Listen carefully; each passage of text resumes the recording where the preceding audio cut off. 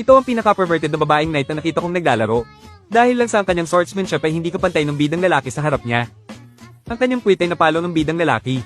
Gayunpaman, ang babaeng knight ay hindi nagalit. Sa halip, ang sampal na ito ay nagpaalala sa kanya ng eksklusibong gantimpala na ibinigay sa kanya ng bayani 2.5 taon na ang nakalilipas. Ang pamilyar na pakiramdam ng pagpalo na ito, ikaw ba talaga? Sa wakas ay naalala mo na ako. Mahal kong Panginoon, matagal na tayong hindi nagkita. Hindi inaasahan ng bidang lalaki na matagal na silang hindi nagkita. Walang pagunlad ang kanyang teknik. Sa halip, nadagdagan pa ito ng ilang kakaibang katangian. Ito pala ang unang beses na nag-teleport ang bidang lalaki sa ibang mundo. Bilang bayani, natalo niya ang pinakamalakas na Demon Lord sa mundong ito. Nagdala ng kapayapaan sa mundo. Siya mismo ay muling nagkatawang tao at bumalik sa totoong mundo. Ngunit sa kasamaang palad, napanatili niya ang mga alaala ng kanyang nakaraang buhay. Kaya, ang mga kasanayang napanatili niya mula sa nakaraang ibang mundo, ay nariyan pa rin. Akala niya, mabubuhay siya ng mapayapa sa buhay na ito kasama ang kanyang kababatang kaibigan sa totoong mundo. Biglang lumitaw ang isang magic circle sa lupa. Isang puting ilaw ang kumislap. Lahat ng tao ay agad na na-teleport sa isang hindi pamilyar na lupain. Sa oras na ito, isang taong nakasuot ng armor at may hawak na meteor hammer ang lumapit mula sa malayo. Agad na natakot ang lahat ng tao sa klase at nagtakbuhan. Ngunit ang bidang lalaki sa harap nila ay kalmado. Nang makita niyang tatama na ang meteor hammer sa bidang lalaki, ang kanyang kababatang kaibigan ay niyakap ang bidang lalaki ng walang pag-aalinlangan. Kahit na mamatay silang dalawa, maaari pa rin silang muling magkatawang tao. Nakita na lang na pinitik ng bidang lalaki ang kanyang mga daliri.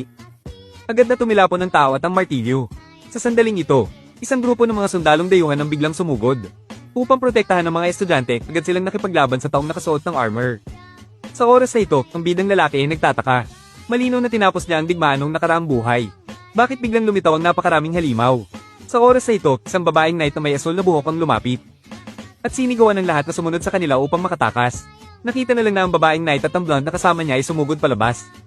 Ang lakas ng dalawa ay malinaw na hindi pangkaraniwan. Sa loob lamang ng ilang mga galaw, natalo nila ang taong nakasuot ng armor na sumusugod.